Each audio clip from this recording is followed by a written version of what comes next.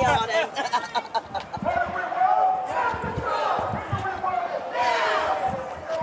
Shut it down.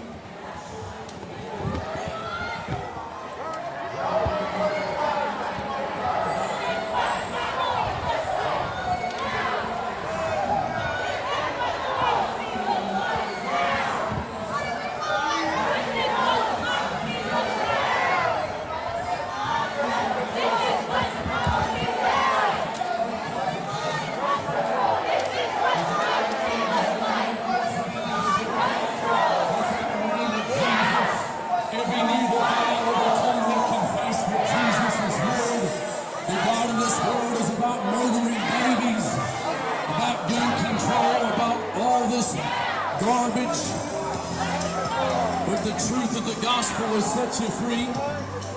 Hallelujah. The Bible says, whom the Son sets free is free indeed. Hallelujah. Murder has been around since the beginning.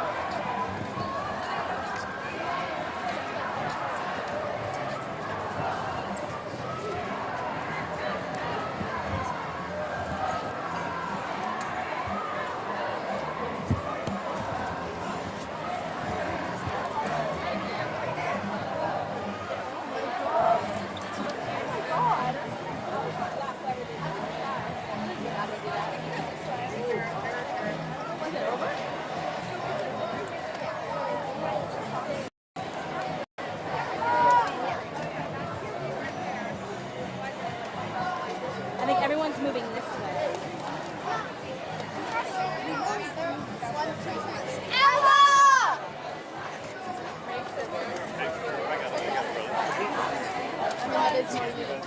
Oh, sorry.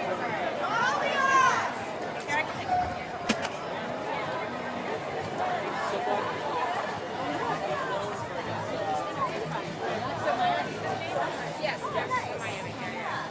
Doing a similar thing.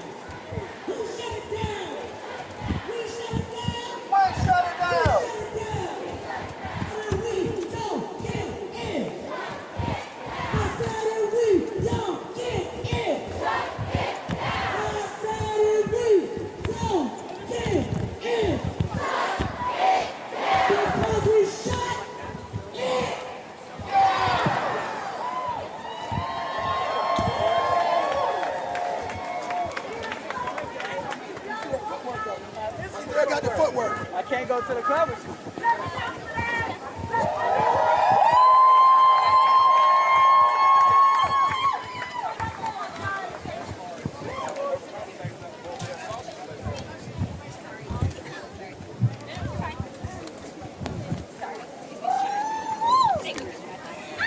Hi everyone! Thanks so much for being with us today. We really appreciate all of you coming out for the 2022 Atlanta March for Our Lives. If you're excited, let me hear you! Okay, for anyone who needs them, there are waters at the white tent over there as well as shirts. Find someone with a name tag, well not a name tag, a tag if you need help. Volunteers will be willing to help you, especially ones with red first aid cards.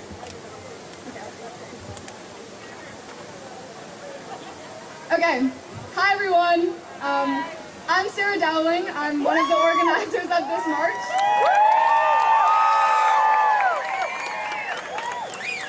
Okay, before I get started, I want to thank you all for marching with us today. The fight to end gun violence requires everyone's involvement, and hopefully this march and rally will help to catalyze change in both our Atlanta community and country as a whole. I'd also like to extend a massive thank you to all of our community partners, including Sunrise Movement Atlanta, the Georgia NAACP, Temple Emmanuel, Represent Georgia, Georgia Youth Justice Coalition, the Georgia Alliance for Social Justice, Young Democrats of Georgia, the King Center, Ebenezer Baptist Church, Jumpstart, the Temple, the People's Uprising, Fulton Democrats, and Voters of Tomorrow.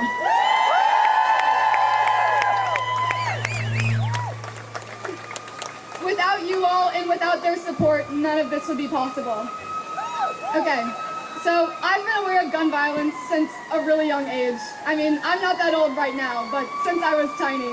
I mean, it's really hard not to be when you've practiced how to hide from an active shooter at school from kindergarten until high school graduation. When you watch the news every morning before school, seeing the aftermath of Sandy Hook before I could even understand what was on the screen before me, watching members of my community grieve after Pulse 6 years ago tomorrow as I ate my Cheerios at the kitchen counter. But my eyes fully opened to the reality of gun violence on November 9th, 2016, when I was in 7th grade. That morning, a coach at my younger sister's school was fired. He immediately purchased a gun before heading back in the direction of the school where my sister Sophie sat in class. In a stroke of luck, the man was intercepted as he was loading his weapon at a traffic stop after being tailed by a private investigator. Knowing that my sister was in a real lockdown that day, not just a practice scenario, was terrifying. It still is. I'm lucky enough to not have been personally affected by gun violence any more closely than that single moment years ago, but it was enough to make me see the issues in our society, in our gun laws. Why was there no waiting period? How could a disgruntled employee go straight from their former place of work and buy a gun and ammunition within the hour? I just don't get it. Then there was the horror of Las Vegas, and 2 years later, Parkland. I grabbed my parents, made a sign, and marched in 2018 here in Atlanta as the March for Our Lives began its life as a movement. And here we are again today. After Tree of Life, after the Atlanta spa shootings last spring, after Boulder, after Oxford, after Buffalo, after Uvalde, after Tamir Rice, Philando Castile, Breonna Taylor, Dante Wright, and Andre Hill, Rayshard Brooks, and so many other innocent black people who had their lives stolen from them at the hands of the police who were supposed to protect them. What do we, as a country, as a culture, care more about firearms, pieces of metal and plastic, than we do about living, breathing, flesh and blood neighbors? Why in the world are we prioritizing access to weapons over access to healthcare, to food, to housing? Why the hell are so many of our politicians, people who call themselves public servants, actively working to endanger our lives? They're supposed to be in the state senate, the state house, the governor's mansion, the United States Congress, the presidency, working to protect us, to make our lives better, not those of the executives of the gun industry. We shouldn't have to beg for our country to care about our lives, about our children's lives, about our neighbors' lives. Yet here we are. Our right not to be killed is more fundamental than the right to bear arms, but our politicians somehow don't realize that. Words aren't action. Promises for a better future are empty and meaningless until legislation is passed, funding is allocated, and societal systems are restructured. Until then, we're just going to keep dying. Unarmed black people are 5 times more likely to be shot and killed by police than unarmed white civilians. Domestic violence victims are 5 times more likely to be killed when their abuser has access to a gun. Gun access triples suicide risk. And these statistics are only going to increase time and time and time again until something is actually done. We need universal background checks. We need assault weapon restrictions, large capacity magazine bans, a real fucking permit system in this state. We need waiting periods. We need cops out of schools. We need community violence intervention funding. And beyond that, we need affordable housing and affordable health care. Voting rights for all. A minimum wage that's actually in accordance with the cost of living. An education system that serves everyone, not just those who live in wealthy areas. And better mental health access. Gun violence isn't a mere symptom. It's part of a system of white supremacy and racism, of misogyny, of ableism, of all of the isms and oppressive forces in our society that combine to fuel the raging fire that's slowly burning down what's left of our democracy. In order to end it, we have to come together and stay together as communities and as a nation. This is why it's so important that we're all here today. This is a step forward. But we can't stop now. We have to keep walking over the obstacles, around the barriers that stand in our way. We can end gun violence, but we won't if we stop trying. Thank you.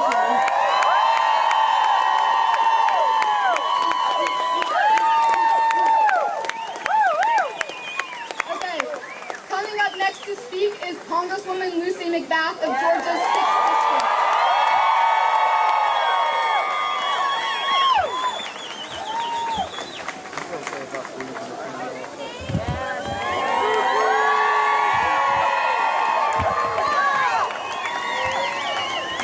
What's up, Georgia?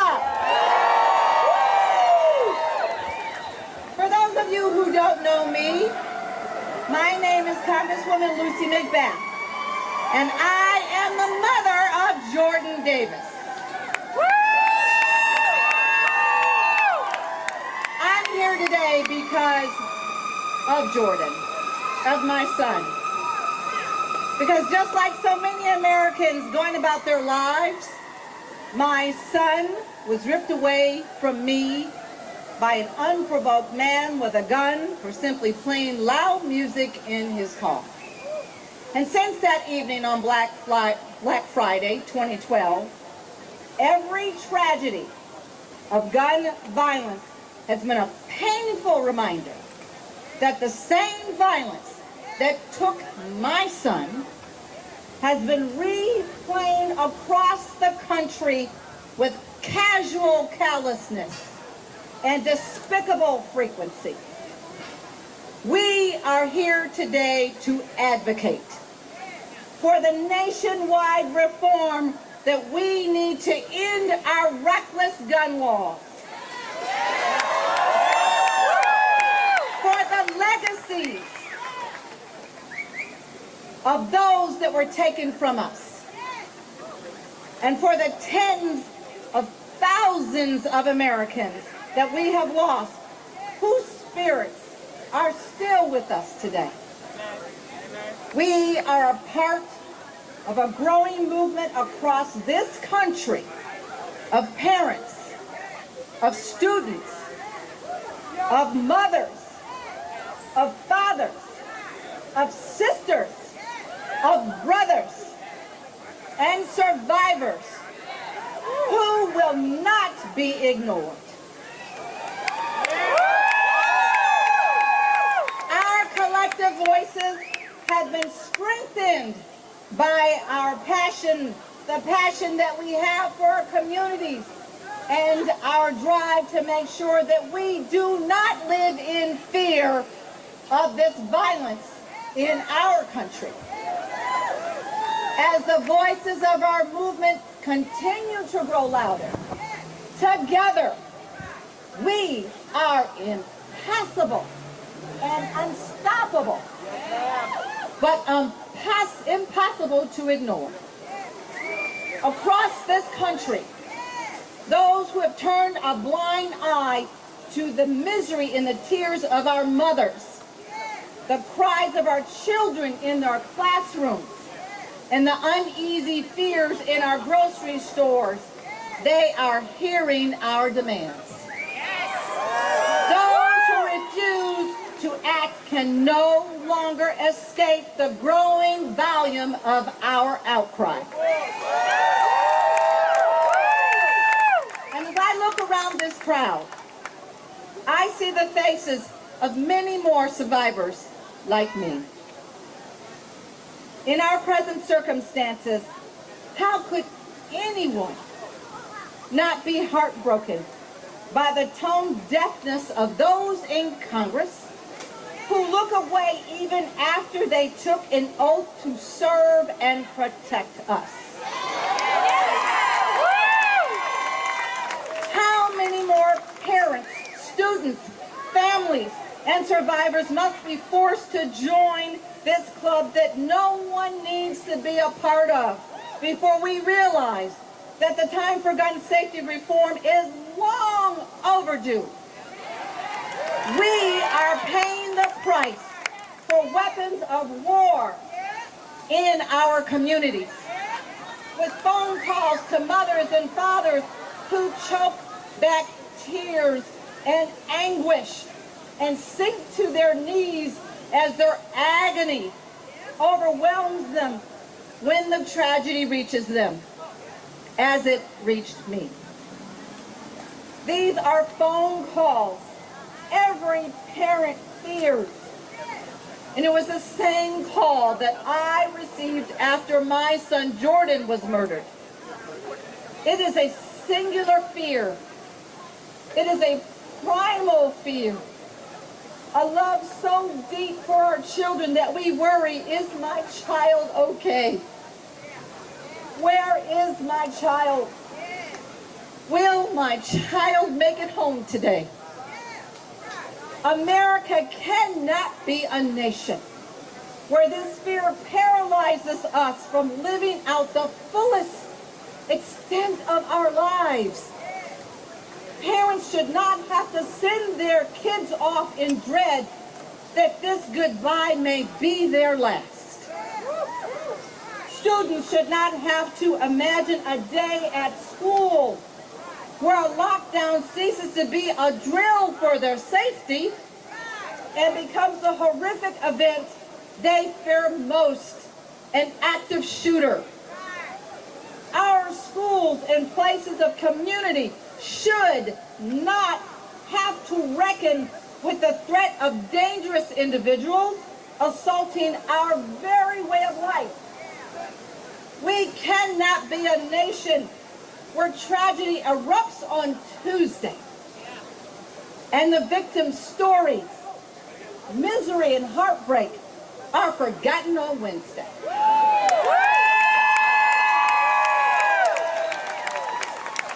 After this tragedy happened in my life, I made a promise to my son Jordan. I made a promise to my family and to this community, to every single one of you, my family, that I would do whatever it takes to put an end to this violent gun epidemic. And nearly 10 years after I made this decision to spend the rest of my life fighting for this promise, I'm proud to share that my red flag bill that gives courts the tools it needs to keep weapons away from individuals at risk has passed the House this week.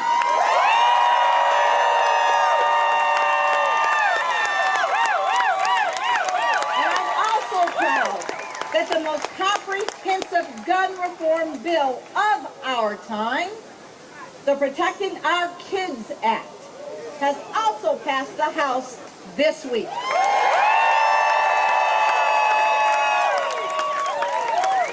These bills are our movement. They are your movement. The students of March for Our Lives have been fighting for, and these are policies that we know will save lives. Save your lives. We are on the precipice of a safer nation. I promise you that. I know it doesn't look like it, but I promise you, with every breath in my body, we will get there. And I urge all of us to continue this fight as these bills make their way to the Senate. And that is who we target, the Senate. We know that this fight doesn't simply end with just these policies and just these measures. It ends when we have every assurance that our loved ones, our children, and our families will live in their communities free from unnecessary gun violence. March for Our Lives. Thank you for being a face of this movement. Thank you for your strength and your courage and your tireless effort to protect your future generations. Your voices are critical and they are vital. We cannot win this fight without you. And I am honored to march with you on the front lines as we all march for our lives.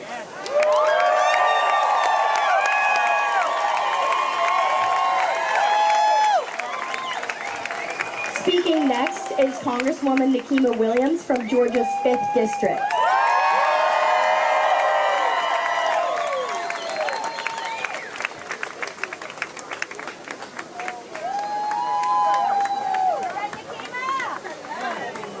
Hey y'all! Wow, I didn't realize how many people were out marching today. So y'all, today I joined you because this is an important issue and we had to march for our lives, but we shouldn't have to. I'm Congresswoman Nikima Williams and I am proud to represent Georgia's 5th Congressional District. Or as I like to call it, the Fighting Fifth, because y'all, we're always gonna stand up and fight for our rights in this district. Y'all, the 5th District is a historic district. We're the cradle of the civil rights movement. You're in the heart of the district right now. And y'all, we are home to generations of young activists who knew that they can change the world by making their voices heard. Before me today, I saw that same kind of leadership. And y'all, trust me, we need it now just like we needed it then. Each one of you is building on the legacy of my friend, my mentor, my predecessor, the late Congressman John Lewis. And y'all, today is exactly the good trouble that he taught us to get into. When Congressman Lewis was in his early years, y'all, he was in charge, he was leading the charge for voting rights. And today, your charge is stopping the epidemic of gun violence in this country. I know that some people will say, well, what about all of the other things that are happening in our society? But y'all, one death from gun violence is one death too many. And we've got work to do. The last 3 weeks have been sickening, and I've been horrified by the senseless acts of gun violence that we've seen in Buffalo, St. Louis, Uvalde. It reminds me of a time that I try to etch out of my memory, but I just can't. My senior year of high school, we had a school shooting at my high school. I remember it. It's etched in my mind, and I don't wish that on any young person today. I remember seeing Bobby laying there on the ground, bleeding, dying, because another student went home and got a gun and came back to school and took his life, with other students right there watching in the parking lot after school. Y'all, this isn't okay. This is something that we can do something about. We have policies in place that we just passed this week in the United States House that we can curb senseless gun violence in this country. But it's going to take leaders willing to listen to you, leaders willing to stand up and have the courage to say no to the NRA, stand up and have the courage to say that my second grader, my Carter Cakes, his life is worth more than your right to the Second Amendment.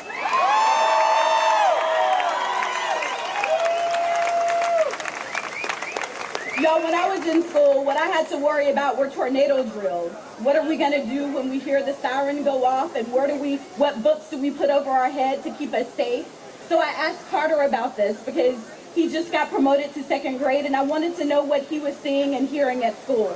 And he said, well, Mommy, we have another drill that we do at school. It's what happens when bad guys come into the class or come into our building.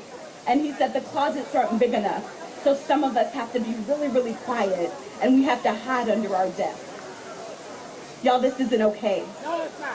Carter should be worried about the newest Pokemon that he was able to find, or learning those multiplication tables that he's so worried about going to second grade. But he's worried about if there's space in the closet to say, stay safe if a bad guy enters his school. And this isn't okay.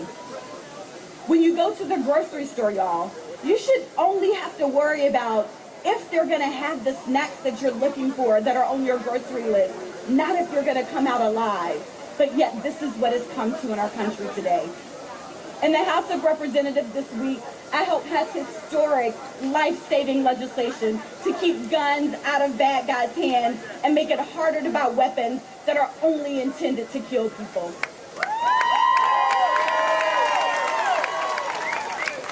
y'all, getting these bills over the finish line is an absolute must.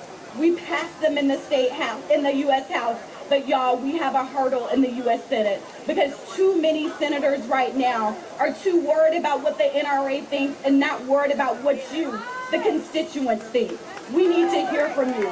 You need to continue to march. We have to continue to hear your voice because y'all, our lives are at stake. We're marching today for our lives. I marched today for my Carter Cake's life. All of our lives are on the line. That's why we march. But y'all, we can't stop here. And I know that you won't stop here in the Fighting Fifth. In Congress, I will continue to lift up your voice and the voices of the young constituents like the ones that I met with earlier today at my youth town hall. Y'all, I pledge to be your voice in Congress so that we can create a country where everyone can thrive. And I'm looking at all of you, and I'm inspired. I'm inspired at so many young people that are here today leading this march, leading this rally. I'm inspired by the brave young people who stood up to the mic at the town hall this morning to let their voices be heard, to tell us we have to stop killing us. I see your sign, James. Thank you. And I know that no one here is going to let up pressure to bring gun safety to America because you are our future leaders. But actually, you aren't just our future leaders. You're the leaders of today. You're the leaders that we need right now. And y'all together, co-conspirators for justice, we're going to build a safer America for everyone. Thank you so much.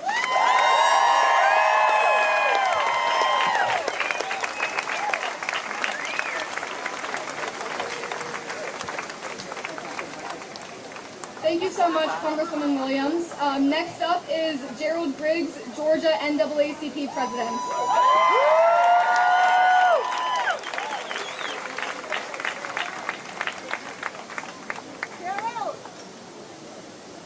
Let's go, Griggs! Atlanta, what's going on? Man, I'm proud to see everybody. You know, we have to convene like this far too often in Georgia. But first and foremost, I come to you as the state president of the oldest, the coldest, That's right. the most cussed and discussed organization in this state.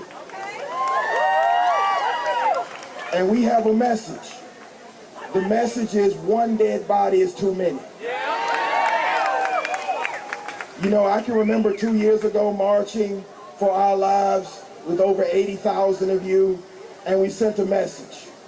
I can remember a few years before that marching with almost 100,000 women, and we had a message.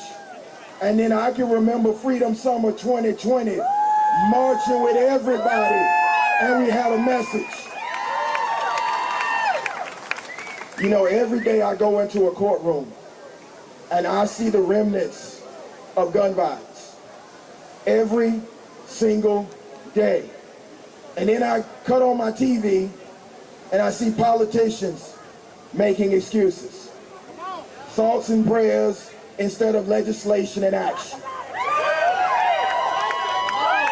Now, I respect the politicians that are here today that had the courage and temerity to march with the people, to listen to the people. But I have a message for those who are not here. The ones that pushed that bill that will take effect July the 1st.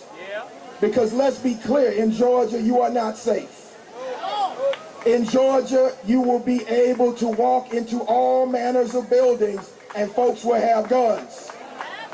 So when we have politicians talking about crime, but not getting to the root issue of it, I got a problem with that. Now, I want to speak about a community that sort of gets left behind in this gun violence debate. That's the brown and black community.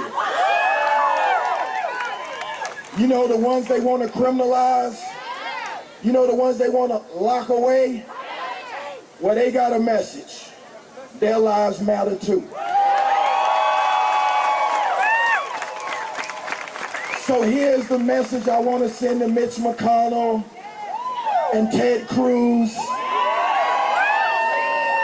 and all of those obstructionists in Washington. Georgia has something to say. We spoke in 2020 and we spoke in 2021. And we will speak again in 2022.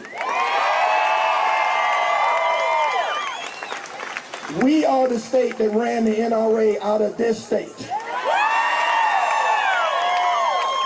We are the state that sent the 45th president of the United States home.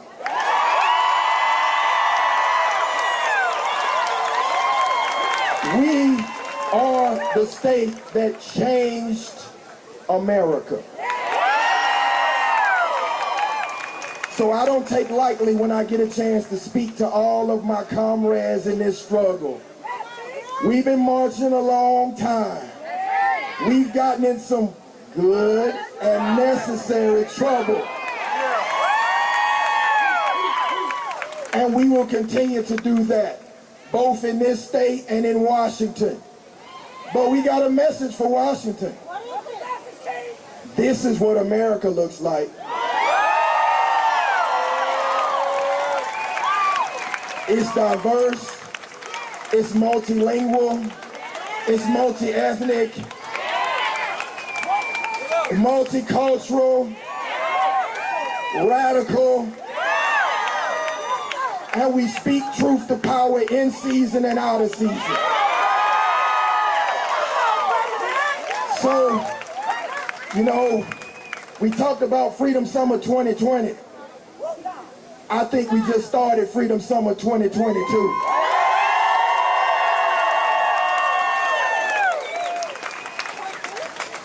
Because in order to change America, we gotta get in the way. We gotta speak truth to power. We gotta call people out. So Brian. Call him again. One more time. Brian. We don't need any more thoughts and prayers. We love the tweet from you and Marty, but we need you to protect my daughter and everybody else's children.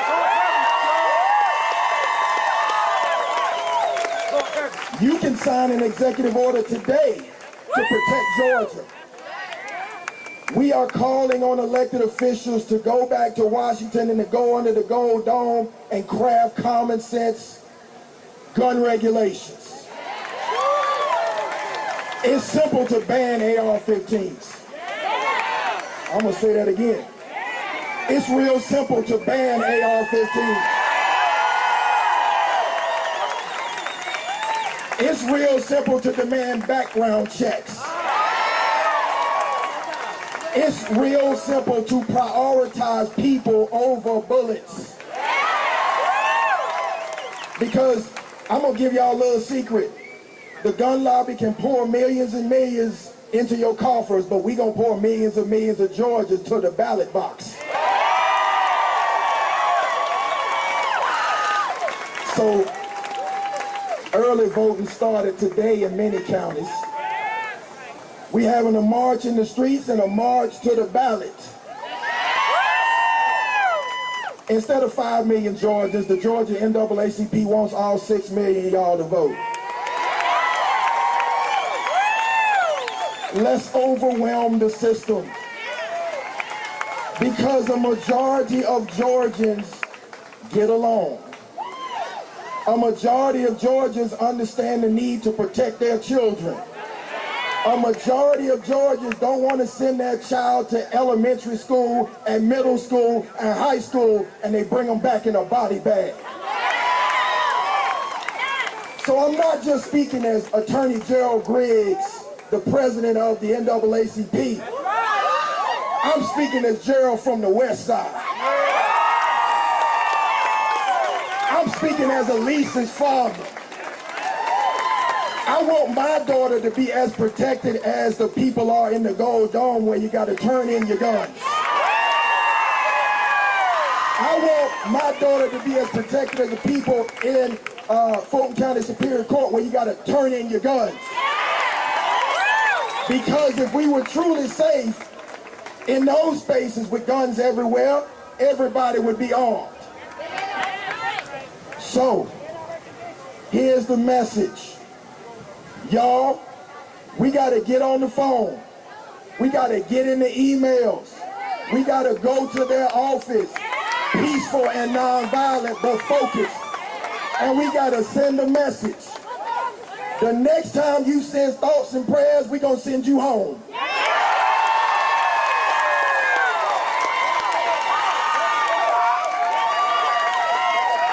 Because y'all banning books instead of banning guns.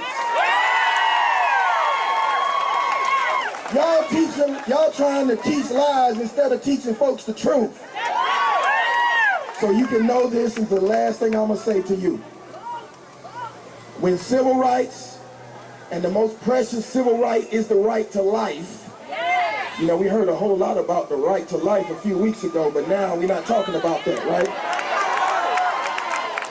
The most precious right is the right to life. So, if y'all are not protecting the babies when they become adults, or middle schoolers, or elementary schoolers, don't talk about it, be about it.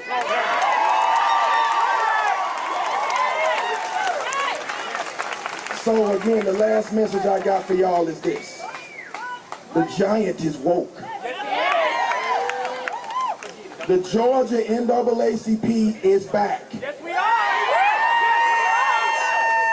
And you can expect for us to speak truth to power in the streets, in the suites, in the courthouses, and in the halls of power.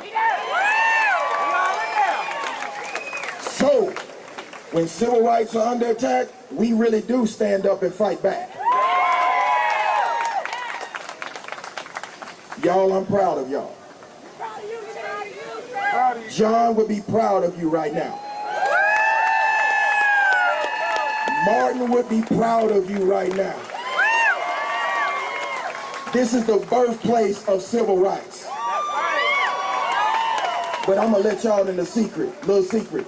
We also the birthplace of social justice. So let's send a message to Washington. The message is protect these young people's lives. Pass common sense gun regulation on Monday.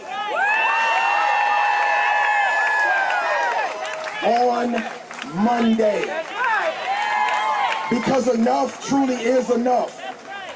We didn't need to see Buffalo. We didn't need to see Uvalde. We didn't need to see Chattanooga. Or Atlanta. Orlando. How many cities do we have to name? Philadelphia. California. It's too many cities. So, there have been more mass shootings than days of the year. That is a horrific problem. It is a uniquely American problem. But we have the uniquely American solution. And that's democracy. The people are more powerful than politicians. So again, y'all, early voting started today. Take note of the people who are here and take note of the folks who aren't. Let's send a message. 6 million strong. Vote them out. Vote them out. Vote them out. Vote them out. Vote them out. Vote them out. Vote them out. Vote them out. Vote them out! Vote them out! Vote them out! Vote them out! Vote them out! So again, I'm Attorney Gerald Griggs, President of the Georgia NAACP. And again, the giant is woke. Thank you.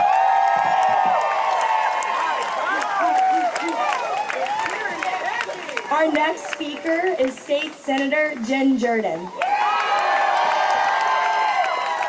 Hey guys, how are you? Come on, y'all can get a little bit louder than that. How are you today? That's what I like to hear. My name is Jen Jordan. I'm a state senator. I represent a good clip of y'all in this audience, and I love y'all. I was here last time with Congressman John Lewis, and I will tell you that I am angry, right? I'm angry. Every year that I've been in the General Assembly, every single year I have given a speech, and I have said they are coming for you. Hear them. As these children die in our country, as teachers die, as black men and boys die in the streets, right? We cannot put up with this anymore. Hard stop. And so the question is, in terms of what Gerald was saying, people are supposed to be more powerful than politicians, right? They don't get that. They absolutely do not get that. We are the ones that hire them. We are the ones that pay them. They should be accountable to us. And if they are not doing their jobs, and they are not, let's be very clear, then we have got to put somebody in there that will. Hard stop, right? Look, y'all, part of this feels good because it feels so lonely whenever we go through one of these situations again. And you feel like, do people just not understand? It just feels crazy, right? And we get together and it's very serious and it's heavy, but it also feels like community. And you don't feel so alone.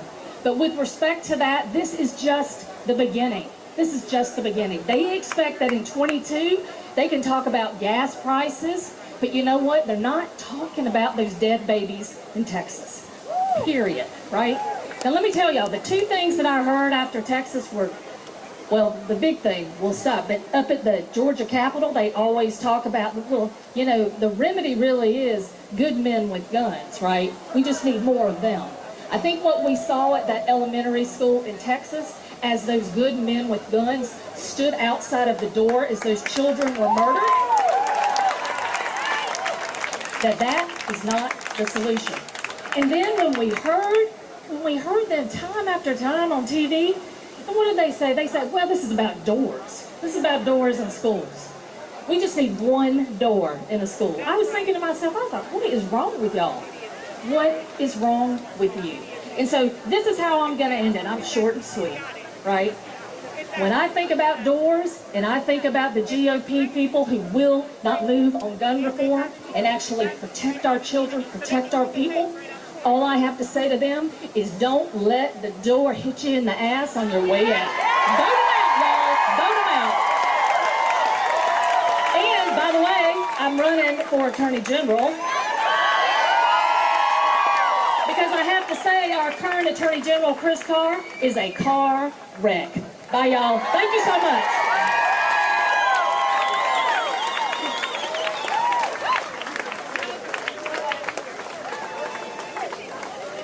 Our next speaker is Jordan Madden with the Georgia Youth Justice Coalition.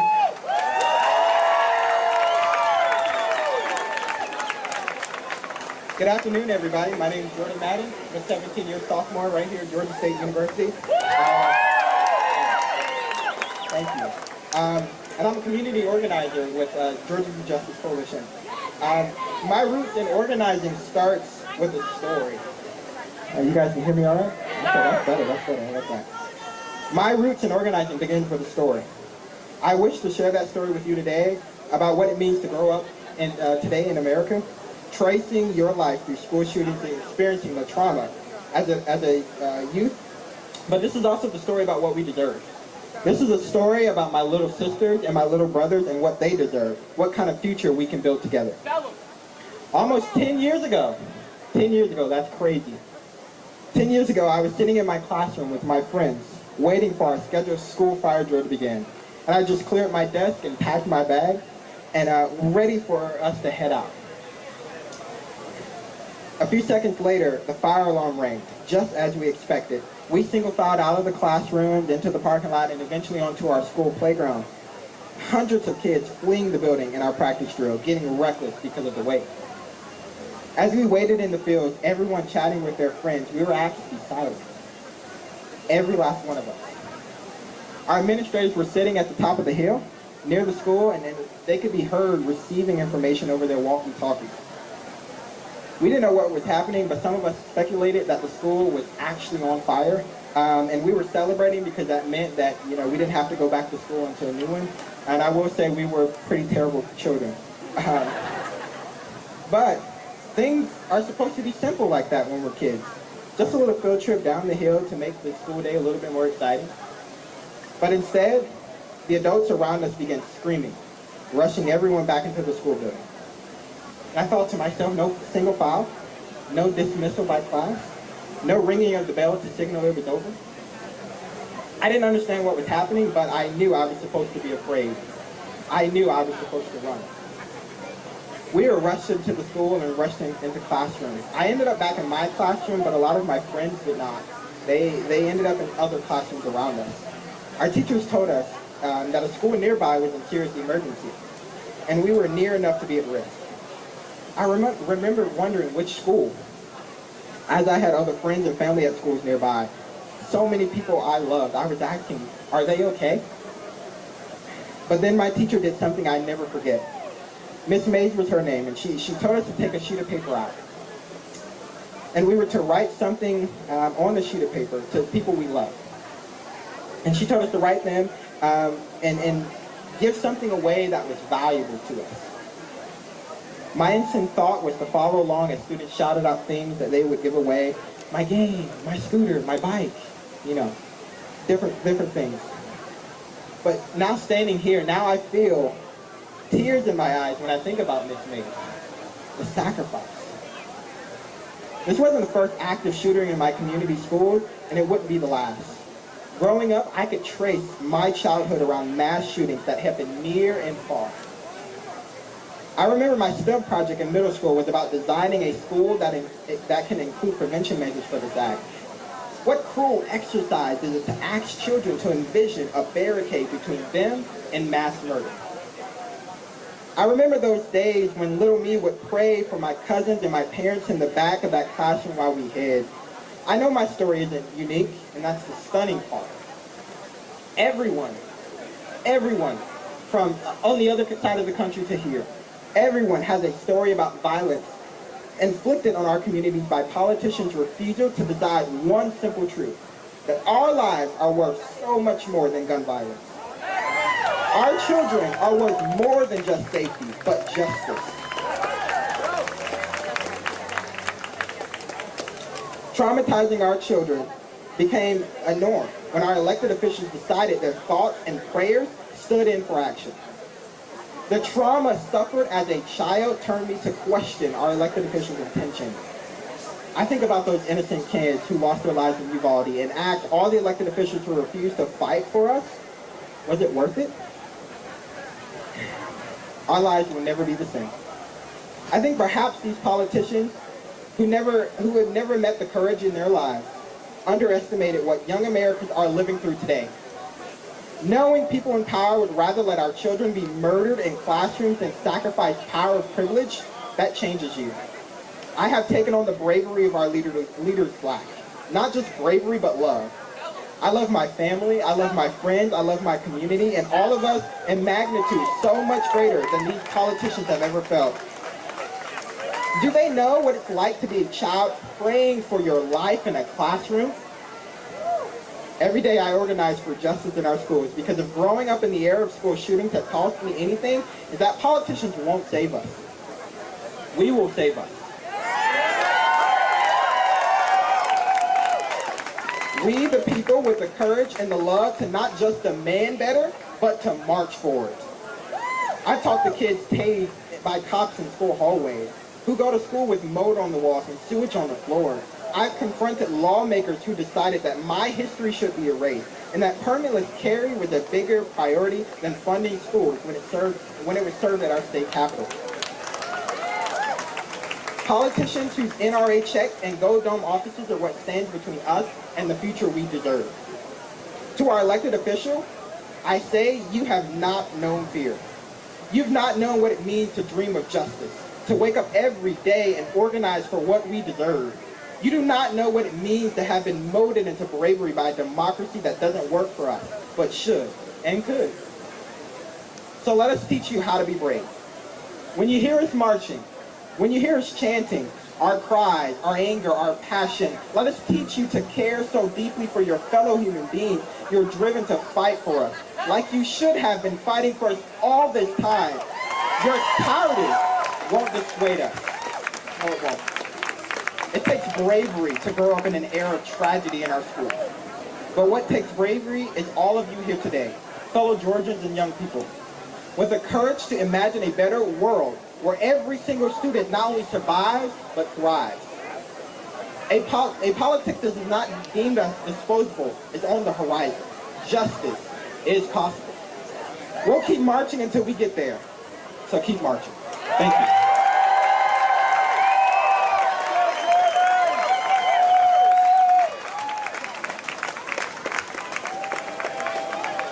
Okay, up next is Jason Estevez, Atlanta Public School Board Chair. March for Our Lives, Atlanta. What do we want? When do we want it? What do we want? When do we want it? My name is Jason Estevez. I am on the Atlanta Public Schools Board of Education, the immediate past chair of the school board, and I am a candidate for State Senate District 6. I am an attorney, I'm a father, I'm a husband, and I am proud to be out with all of you this afternoon marching for our lives. Where are my young people? Where are my students? Make some noise. I want to give Jordan another round of applause. He is at Georgia State, and we've had a lot of politicians, older folks, seasoned folks speak, but he is our future, and we are doing this for him. We are doing this for all of our young people that are here today.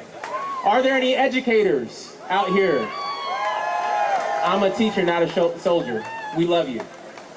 To our educators, thank you so much for all that you do. We do this for you. As I've watched the coverage on Uvalde, on Buffalo, Chattanooga, and over 250 other mass shootings this year alone, it's been heart-wrenching. It's been challenging, it's been difficult, but we all know that this is not new. This epidemic of gun violence has plagued this country for decades. And it is time for our elected officials at the federal level, at the state level, at the local level, to do something about it now.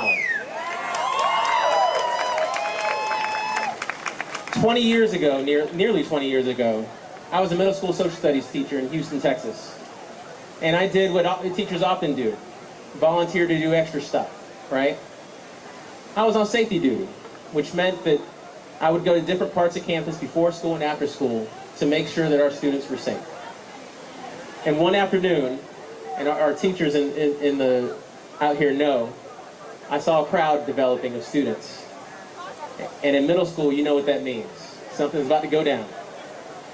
So I start walking towards it, and to my left, about 5 yards from me, I see a young man who is not a student in our school pull out a weapon and fire warning shots into the air.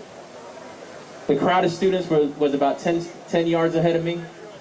The gunman was 5 yards away from me. I can tell you in that moment, I had a lot of different things that I thought I would do. All I did was freeze. Look at the gunman directly in his eye, hoping that he didn't point that at anyone. We didn't have active shooter training back then, but I can tell you active shooting training would not have done anything for me in that situation. What would have done something is if we would have had gun laws to prevent that young man from having that weapon in the first place. What would have prevented that incident is to have the mental health supports and the social network to protect that young man and bring him up to avoid needing a gun to make a point. Fast forward to just this week, my family was watching the coverage, and my 6-year-old son looked at my wife, looked at me, and said, "What if there's a shooting at my school?" 6 years old, a first grader. And all we can do was assure him that the educators in that building would do everything that they can to protect them. And we had to review some active shooter tips. We should not live in a state, we should not live in a country where our students, 6 years old, 20 years old, have to think about and worry about whether an active shooter is going to be in their building. We should not live in a country where the school board for a major school system has to invest $10 million in safety and security to avoid incidents when they could be spending that money on academics and well-being.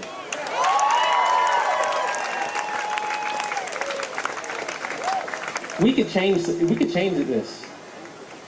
We could change it in November. I keep catching that paper. We could change it in November with our state and federal election, and we could change it in 2 years and 4 years with our local election. We need to elect and organize for candidates and elected officials that will implement common sense gun laws. We need universal background checks. We need red flag laws. We need to make sure that we are banning assault rifles and high-capacity magazines. And as an attorney, I can tell you, we need to remove liability protections against gun manufacturers.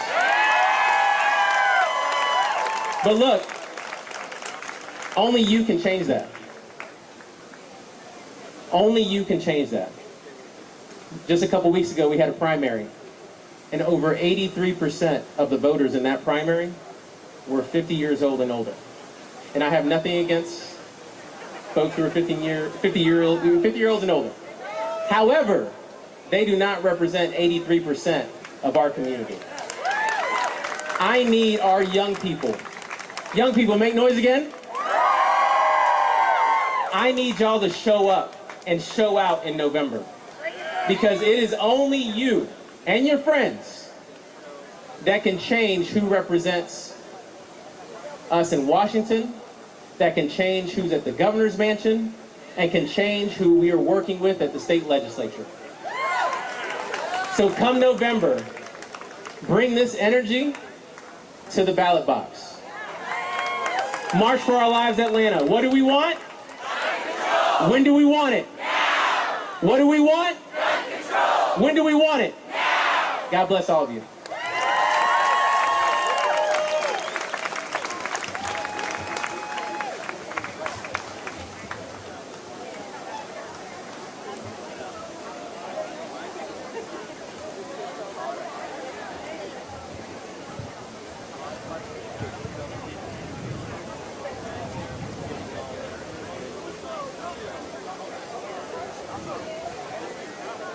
Okay, next up is B. Wynn, who is a state rep for House District 89.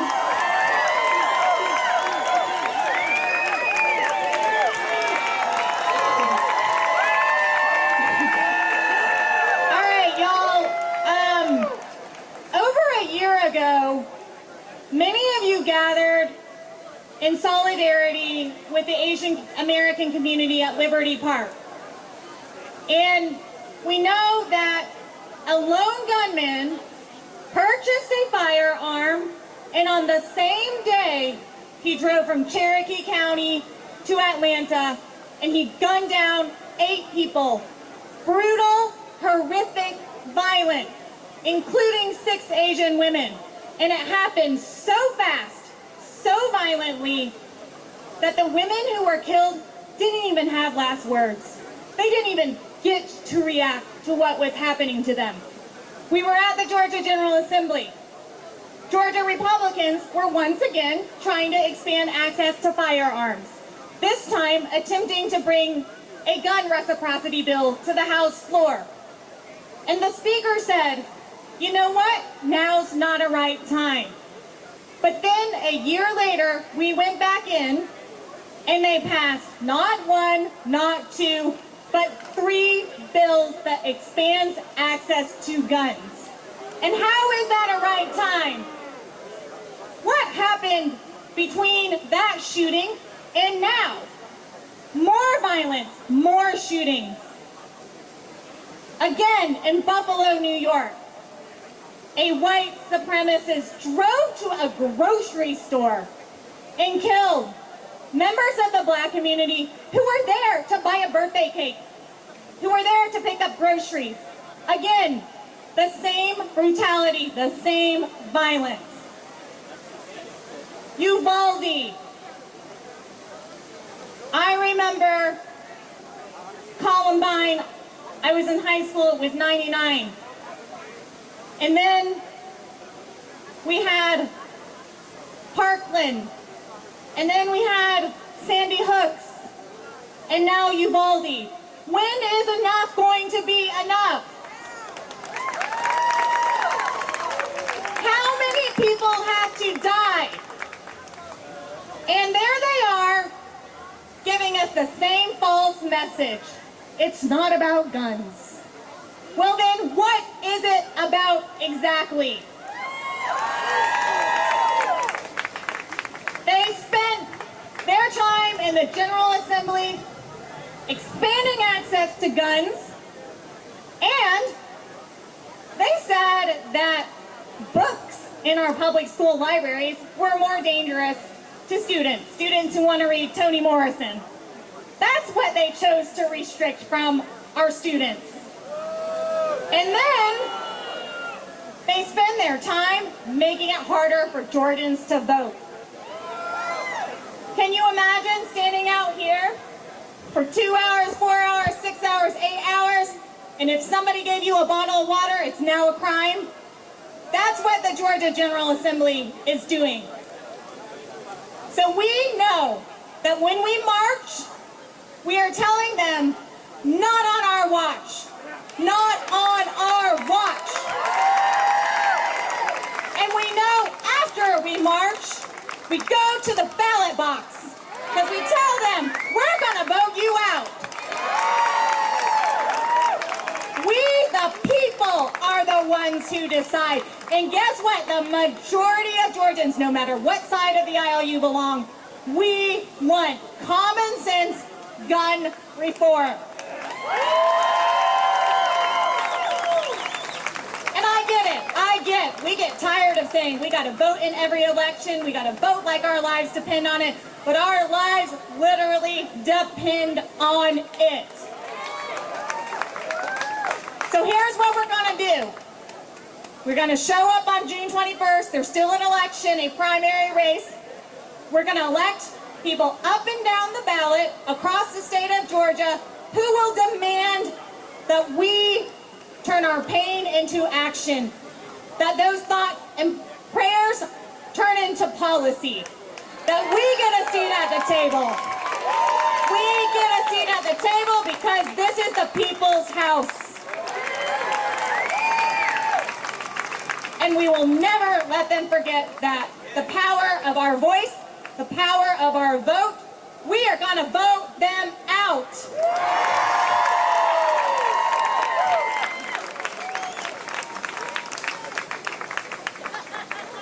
I once again want to thank everyone for being here. And our next speaker is author and survivor Antoinette Tuck.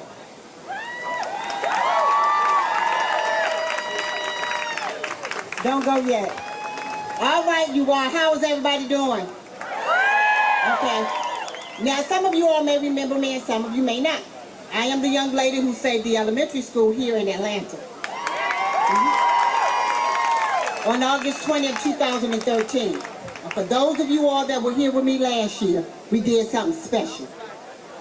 And we back to do it again. It's called the two-step. Because guess what we about to do? We about to step them out. That's it. It's called a two-step. Because no matter what they say, that's why he said that all those that was over 50 voted. You know why? Because we was two-stepping in them polls. Now come on, I need all y'all youth, the two-step with me. Okay, that mean ain't none of y'all going to vote? Okay, we got the two-stepping. Because you got to, come on, just go side to side. Because see, this how we going to show them what I call tough tactics. When we all get together and we have compassion for one another. We do empathy for one another. We come back and say no matter what you're doing in our communities, we fighting for one another. Oh yeah. You want to sit in that seat? We put you in that seat. And guess what we about to do? We about to put you out that seat. Oh yeah, we two-stepping on it. Oh yeah. You trying to figure out where you going next? That's what we're going to do. Guess what my next tactic is? It's called confidence. We got confidence enough to know, guess what? Our voices are made. Our voices are going to be heard. Guess why? Because we two-stepping on them. We two-stepping on them. When they don't know what to do, we're going to two-step on them. Guess what we're going to do next? That third one is control. You know what that control means? When you sitting there standing still and you ain't voting, you are not in control. I'm going to need you to get to every time if there is a time for you to vote. I need you to stand in that line, bring your water bottle with you since can't nobody give you one, put you some good old ice in it, freeze it up the night before so it'll stay cold for you. And I'm going to need you to stand in that line and let them know, here we come. Because guess what? We two-stepping on you. We're going to two-step on you. And no matter what they look like, we're going to tell them, tough tactics saved my life on August 20th, 2013. It was 8 months after the Sandy Hook school shooting when I just seen innocent lives. And each and every one of those children did not know in that building if they were going to make it. But you know why they made it? Because I used those tough tactics. Compassion, confidence, and control. And I do right now today, go back to organizations and all that and bring in my youth. I got one of my babies standing right here taking a video. You know why? Because he two-stepping on them. He two-stepping on them. You know why? Because he been with me since he was in the 2nd grade and now he in the 7th. I got his grandmama and everybody over here. I got folks. We bringing them out. I got my son over here in Fulton County, over here fighting for disability acts. I got my daughter in Washington, D.C., fighting on her ground. I got everybody around me fighting. So when you look at me and my team, oh baby, we two-stepping on them. Y'all trying to figure out what we doing, we two-stepping on them. So you might be saying, oh, well, what Antoinette doing? Antoinette ain't waiting. I'm not waiting for them to pass gun laws. I went back in the school system because my teachers are suicidal. My kids are suicidal. Y'all are sitting there talking about gun laws and all these. These educators are overwhelmed. So if you didn't do nothing for your educator this year, I want y'all to go back and make sure Teachers Appreciation, y'all need to have a good gift basket. A good gift basket. Because when they got to come up and try to teach virtually and in person, and they got over 60 kids, and they trying to get it all together, they ain't right mentally either. But you know what I'm in that school doing? We two-stepping on them. We two-stepping on them because I'm encouraging my educators. You can't give up because there's a student right there waiting on you who want to die today just like you want to die. There's somebody right there trying to figure out what they're going to do next. But guess what we all going to do? We're going to come together like we are today and make sure that no matter what, our voices are going to be heard. So I just want to let each and every one of you, I see some of my youth out here, if you all are looking for something to do in this summer, instead of you picking up a gun, I need you to reach me on any of my social media at Antoinette Tuff. Kids on the Move for Success. And I want you to let your talents speak for you. Not no guns, not you sitting there trying to figure out what you're going to do. I want to go over there and reach in that secret place of those things that you got trying to figure out what to do with them. And I want you to come over here just like I'm pulling my other babies out. All right? Now what y'all going to do when y'all get over here? Y'all going to vote. And what we going to do? How we going to vote? We going to stand in that line with our bottle of water and do what? We going to two-step on them. Come on now. We going to two-step on them. So when they figuring out where we at, we two-stepping on them. So don't y'all forget it. Every time there's an opportunity, you have to make sure that you show compassion for others. It don't matter the color of their skin like we're doing here. And couldn't nobody tell us that we was going to be here in this audience outside in this heat with diversity. And making sure we had some inclusion in the background with all the speakers. And don't talk about psychological safety because we're making sure everybody in here is in a mentally safe environment. I like to call that DIPS. So you want to make sure that you include all when we're doing this. I love you all. Have a great one.